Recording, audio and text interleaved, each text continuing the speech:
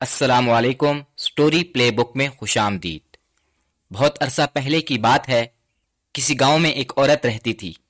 اس کا ایک بیٹا تھا۔ اس نے اپنے بیٹے کو کچھ پیسے دے کر اس سے کہا، بیٹا ذرا بازار سے جا کر روٹی لے آؤ۔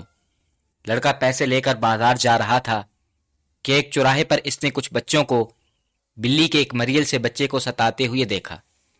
اسی بلی کے بچے پر رحم آ گیا اور اس نے بچوں سے پوچھا کہ اے بچوں، اس بلی کے بچے کو بیچو گے؟ ہاں بیچیں گے، بچوں نے جواب دیا۔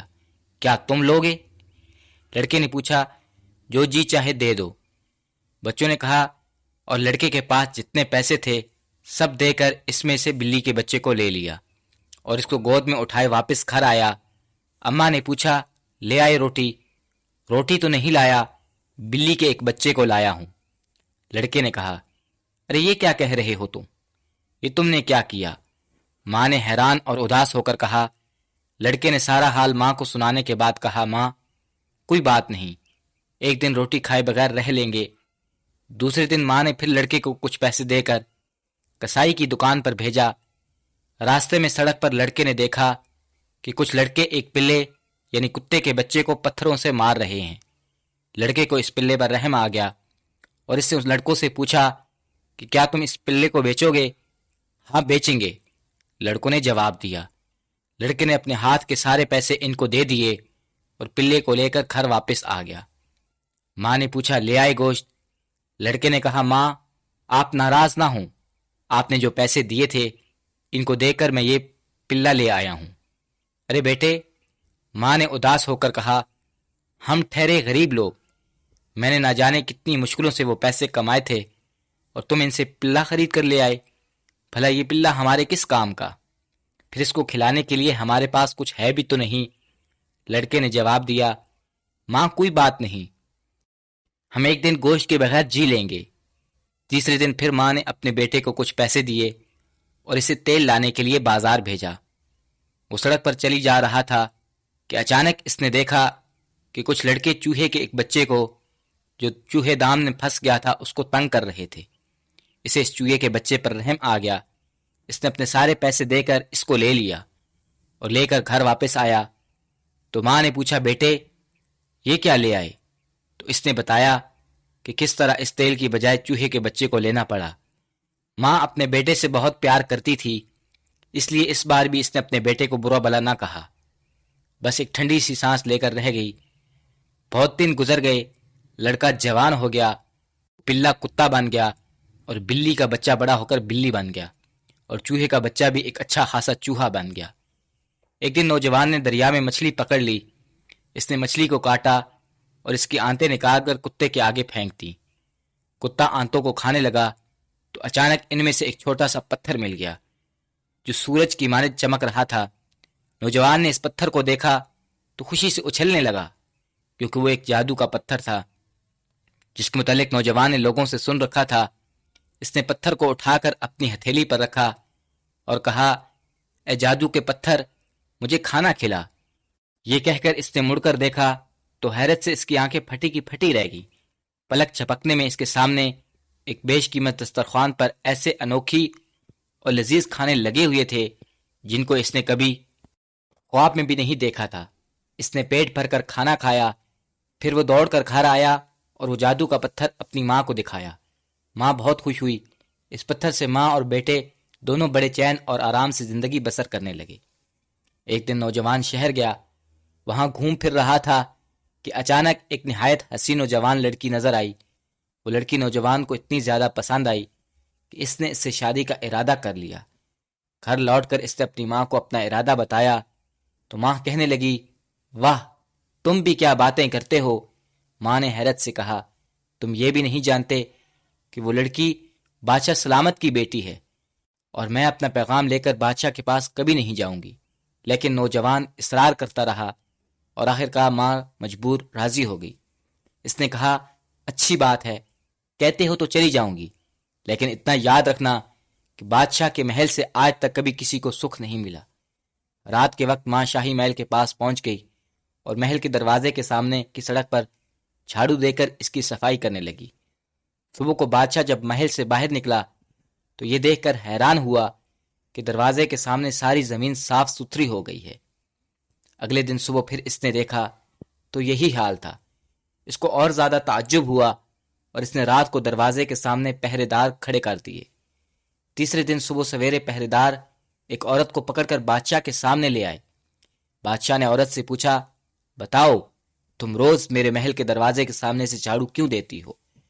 عورت نے کہا، میں ایک غریب بیوہ ہوں، میرا ایک بیٹا ہے، میں آپ کی بیٹی سے اس کی شادی کی خواہش لے کر آئی تھی، لیکن آپ کے پاس یوں چلے آنے کی مجھے جرت نہیں ہوئی، تو پھر آپ کے پہریدار بھی تو نہیں آنے دیتے، مجھے کسی غریب عورت کی گستاخی بھلا بادشاہ کیسے برداشت کرتا؟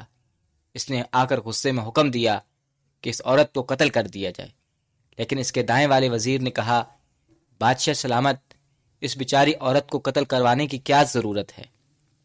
آپ اس کو کوئی ایسا کام بتائیں جس کو پورا کرنا اس کے بس کی بات نہ ہو، بس پھر یہ خود ہی محل میں آنا بند کر دے گی۔ وزیر کی بات سن کر بادشاہ کو بہت اچھی لگی۔ اس نے عورت سے کہا، جاؤ، جا کر اپنے بیٹے سے کہنا کہ وہ میری بیٹی کی شادی کے لیے 40 اونٹوں پر سونا لاد کر لائے۔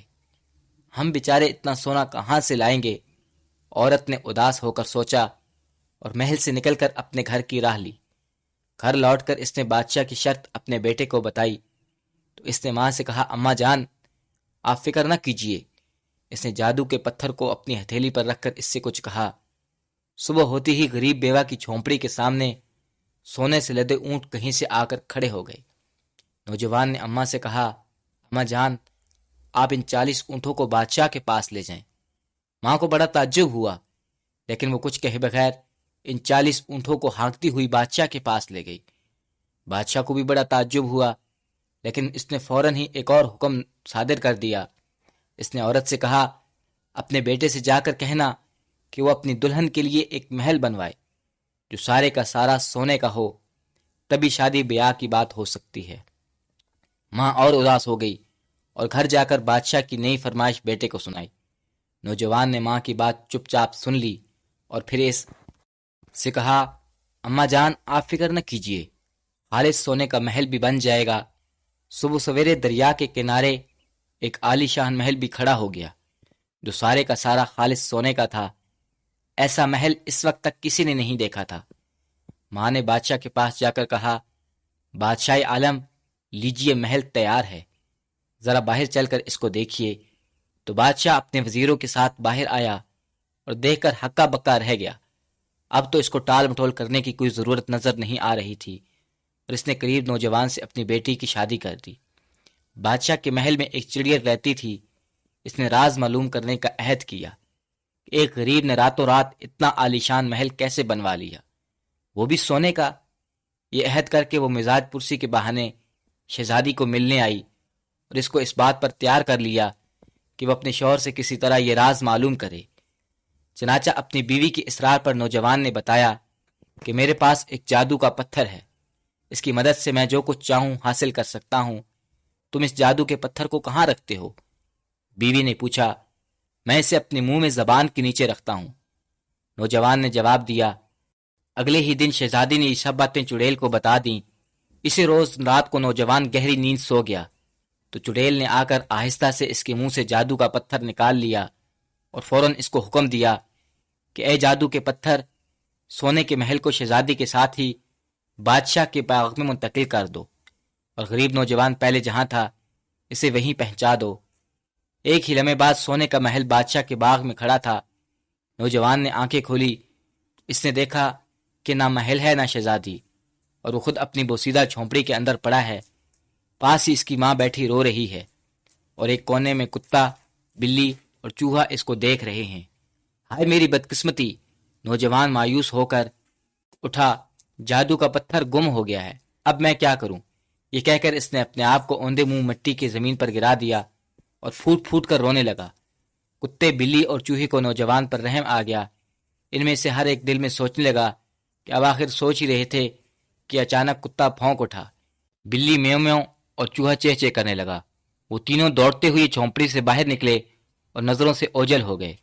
وہ تینوں تمام دن دوڑتے رہے اور شام ہوتے ہوتے بادشاہ کے محل پہنچے۔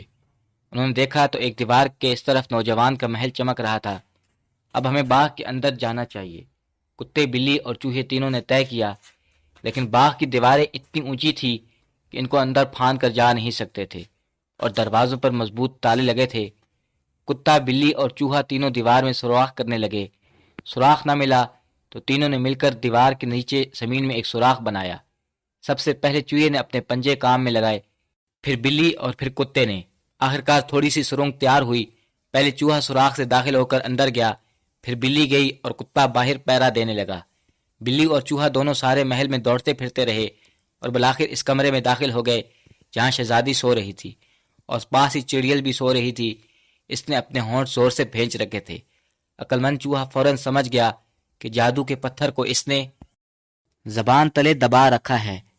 چوہا دبے پاؤں جا کر چڑیل کی چھاتی پر چڑھ گیا اور اپنی دم کی نوک سے اس کی ناک میں گدگدی کرنے لگا۔ چڑیل نے اپنا منہ کھول کر چھپک ماری اور جادو کا پتھر اچھل کر زمین پر گر گیا۔ بلی نے فوراً اس کو منہ میں اٹھا لیا، اور جب تک چڑیل ہوش سنبھالتی، بلی اور چوہا دونوں سر پر پاؤں رکھ کر بھاگتے ہوئے سوراخ کے راستے باہر سڑک پر آ گئے جہاں کتا ان کا انتظار کر رہا تھا۔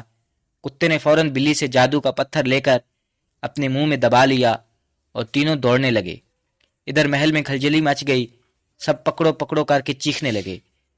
چور کی تلاش ہونے لگی، لیکن انہیں کیا معلوم تھا کہ جادو کا پتھر کسی کتے کے منہ میں پڑا ہوا ہے۔ کتا، بلی اور چوہا تینوں دوڑتے ہوئے تھوڑی دیر میں دریا کے کنارے پہنچے۔ آپس میں اس بات پر بحث کرنے لگے کہ جادو کے پتھر کو اس پار کون لے کر جائے گا۔ بلی کہتی تھی کہ اس پار میں لے کر جاؤں گی۔ کتا کہتا نہیں، تمہیں تو تیرنا بھی نہیں آتا، کہیں اس کو لے کر ڈوب ہی نہ جاؤ۔ چوہی کی بھی یہی خواہش تھی کہ جادو کے پتھر کو اس پار میں لے جاؤں۔ تینوں کچھ دیر تک بحث کرتے رہے۔ کتا اپنی بات پر اڑا رہا اور پتھر اسی کے پاس رہ گیا۔ تینوں تیرتے ہوئے دریا پار کرنے لگے۔ اچانک کتے نے پانی میں اپنا عکس دیکھ لیا اور کوئی دوسرا کتا خیال کر کے زور سے بھونکا اور اس جادو کا پتھر اس کے منہ سے نکل کر پانی میں گر گیا۔ اسی وقت اچانک کہیں سے بڑی مچھلی نکل آئی اور پتھر کو نگل گئی۔ میں نے کہا بھی تھا تم پتھر کو ہرگز نہ لے کر جانا، بلی نے مایوس ہو کر کتے سے کہا۔ اب وہ تینوں پریشان تھے کہ کیا کیا جائے۔ اپنے مالک کے پاس خالی ہاتھ لے جانا نہیں چاہتے تھے۔ نزدیک میں ایک ماہی گیروں کی بستی تھی۔ وہ تینوں حیران اور پریشان چلتے ہوئے اس بستی میں گئے۔ تینوں کو بہت بھوک لگی ہوئی تھی۔ خوش قسمتی سے ایک مچھیرے نے ایک بڑی مچھلی پکڑ لی۔ اسے مچھلی کو کاٹ کر اس کی آنتیں پھینک دی۔ کتا، بلی اور چوہا تینوں آنتوں کو کھانے لگے۔ اچانک بلی خوشی سے میوں میوں کر کے اٹھی۔ معلوم ہوا کہ مچھلی کی آنتوں میں اس کو اچانک کوئی چمکیلا پتھر مل گیا۔ تینوں نے اس کو غور سے دیکھا تو پتہ چلا کہ انہی کا جادو کا پتھر ہے۔ تینوں خوشی سے اچھلنے لگے۔ بلی نے پتھر کو اپنے منہ میں لے لیا اور تینوں گھر کی طرف دوڑ پڑے۔ بلی گھر پہنچتے ہی جادو کے پتھر کو نوجوان کے گھٹنوں پر رکھ دیا۔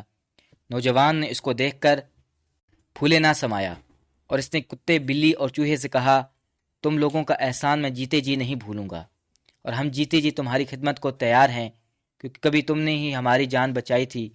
کتے، بلی اور چوہے نے ایک آواز میں اس کو جواب دیا۔ نوجوان نے جوش میں آ کر کہا، ابھی میں پتھر کو حکم دیتا ہوں، وہ سونے کا محل پھر سے آ جائے گا۔